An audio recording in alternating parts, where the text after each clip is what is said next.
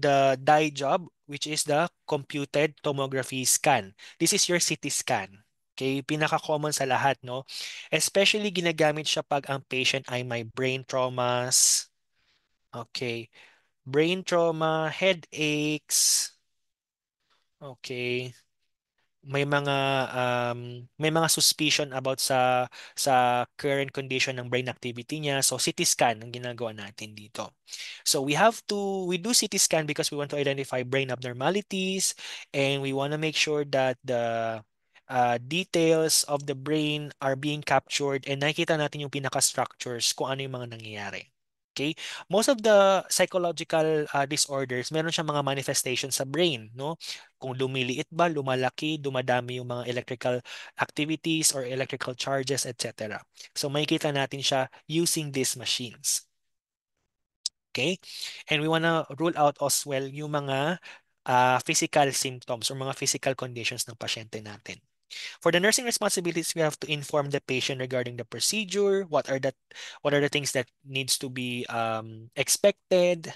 If the patient is for IV contrast, ibig sabihin may ilalagay po na dye sa kanyang ugat at papasok yun sa kanyang ugat at magsisirculate siya sa mga blood vessels, we have to check for the patient's allergies. So ano yung mga specific allergies na kailangan natin i-check? Okay, allergy sa iodine, seafood, or most of the time, pag may allergy ka regardless of kahit na ano pa yan, kung sa seafood pa yan or hindi, tinetake note pa rin natin. Okay? Because we wanna make sure na wala po tayong reaction sa dye. Okay?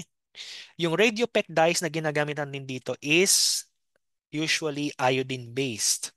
Okay? Pero ngayon, meron tayong mga new technologies na hindi na tayo gumagamit masyado ng iodine, most especially pag ang patient ay may um, allergy sa iodine. Okay.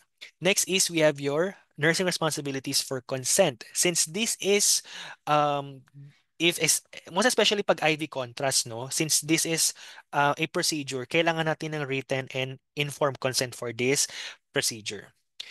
And lastly, okay, we have to also inform the patient and monitor for the procedure effects, especially pag ang patient ay nag-IV contrast. Pag mag-IV contrast si patient, kailangan natin i-monitor for post-reactions, okay, sa dye. And we want to make sure na fina-flush natin yung dye para hindi siya magstay sa system for a longer time. So, after that, ask the patient to drink lots of water. We flush the IV site para hindi siya mag-cause ng, ng problem sa vein and etc.